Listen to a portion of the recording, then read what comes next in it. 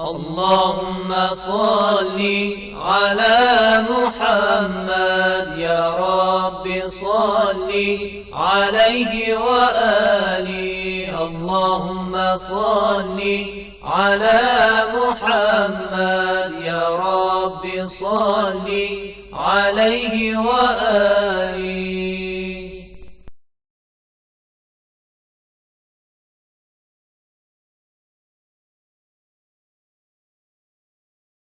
أعوذ بالله من الشيطان الرجيم. بسم الله الرحمن الرحيم. الحمد لله رب العالمين والصلاة والسلام على رسول الأعظم محمد صلى الله عليه وآله وسلم وأهل بيته الطيبين الطاهرين وأصحابه المنتجبين. أقول لكم السلام عليكم ورحمة الله وبركاته. Para pemirsa dan pendengar yang dirahmati Allah Subhanahu wa taala, marilah senantiasa kita bersyukur atas segala nikmat yang Allah berikan kepada kita. Semoga apa yang Allah berikan kepada kita, kita bisa memanfaatkannya dalam keridhaan Allah Subhanahu wa taala, di jalan yang benar, di jalan yang sesuai dengan syariat Allah Subhanahu wa taala. Pada kesempatan yang baik ini, insyaallah kita akan membuka pembahasan tentang akidah, di mana pembahasan akidah merupakan pembahasan yang sangat urgen dalam kehidupan kita. Pola hidup seseorang akan bisa ditentukan dengan akidahnya.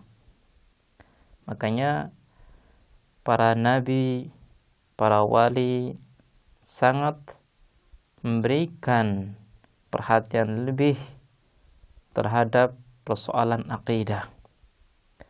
Awal kali yang mereka benahi dalam diri masyarakat adalah akidah mereka. Akidah tentang Allah Subhanahu wa taala, akidah tentang dirinya, akidah tentang tujuan hidupnya. Ini merupakan suatu pondasi kehidupan manusia, di mana dengan pondasi inilah kehidupan manusia bisa mulia. Dengan pondasi inilah kehidupan manusia bisa berharga. Kalau seandainya kita berusaha untuk menggali agama dengan mendetail, maka pertanyaan yang pertama yang muncul dalam benak kita adalah, apa itu agama? Kemudian apa sih relasi antara agama dengan manusia?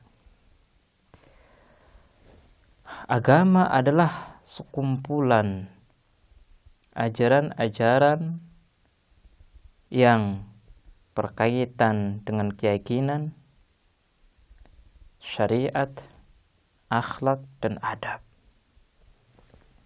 Artinya kalau kita sudah berbicara tentang agama, maka kita berbicara tentang ajaran-ajaran yang telah kita sebutkan.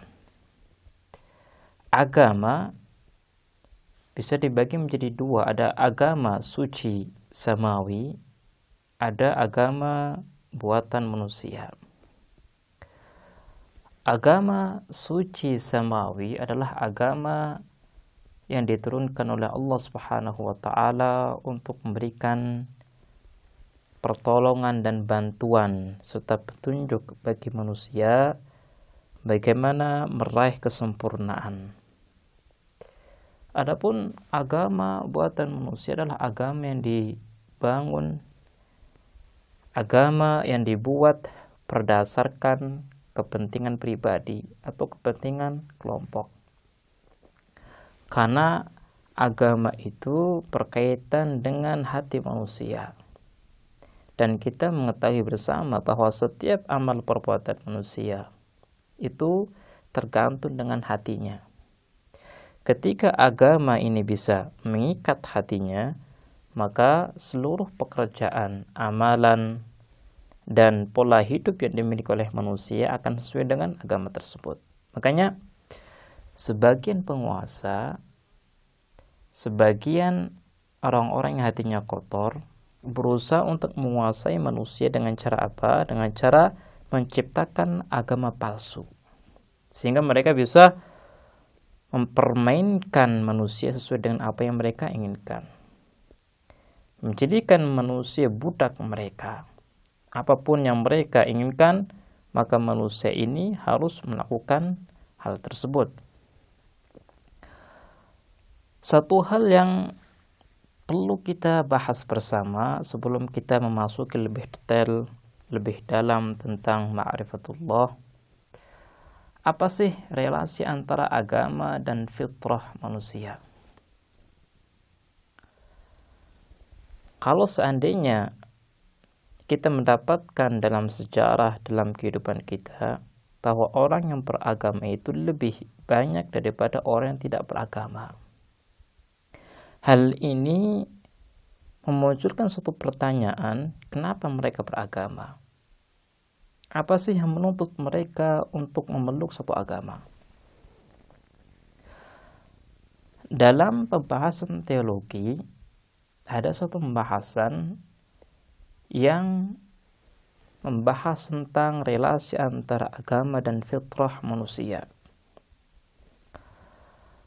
Kalau kita merenungi diri kita, maka kita akan mendapatkan bahwa diri kita memiliki dua pengetahuan yang dasar.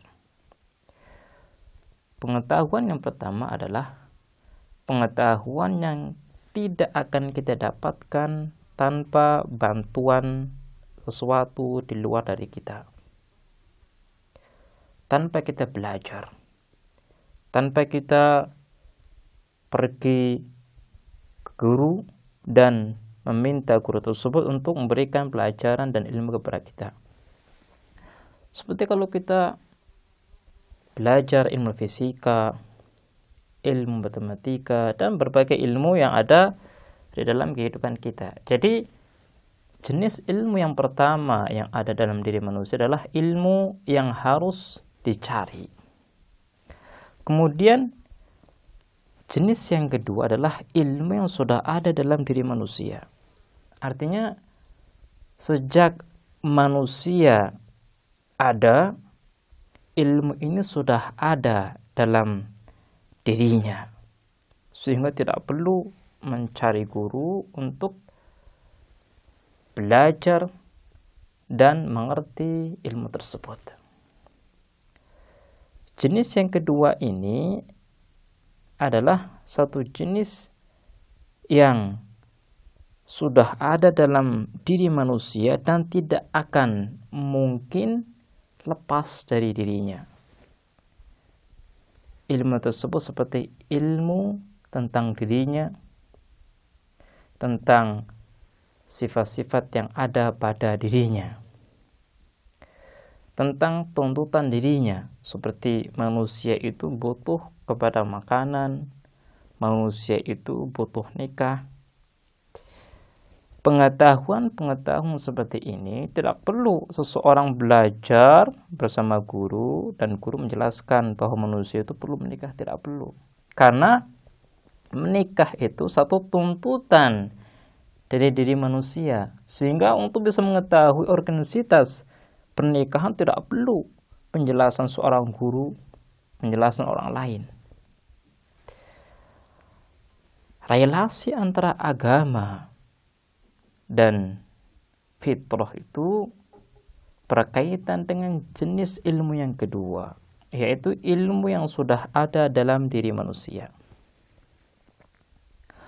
Sebelum kita memasuki pembahasan tentang relasi antara diri manusia, fitrah manusia dengan agama, alangkah baiknya kita berusaha untuk membahas lebih detail dengan satu tuntutan yang ada dalam diri manusia. Karena memang kalau kita melihat bahwa manusia itu memiliki banyak tuntutan.